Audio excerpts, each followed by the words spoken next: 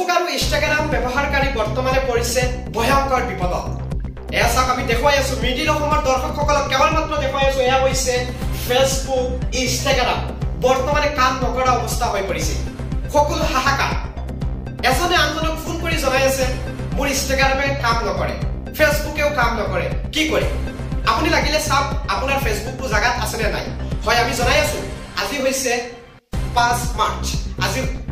সন্ধিয়া অৰ্থাৎ ৰাতি 8:30 বজাৰ পৰা ফেসবুক আৰু ইনষ্টাগ্ৰামে কাম নকৰা অৱস্থা হৈ পৰিছে আপোনালোকে টেনচন কৰিব নালাগে আপোনালোক সুস্থ থাকক কিয়নো পুনৰ আগৰ নিচিনা ফেসবুক আৰু ইনষ্টাগ্ৰাম আহি আছে কাৰণ ফেসবুক আৰু ইনষ্টাগ্ৰামে এটা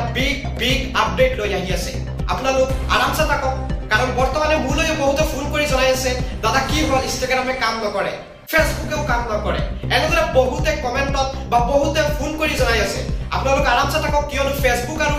ইনষ্টাগ্ৰামত এটা মেটা পাৰ্সনে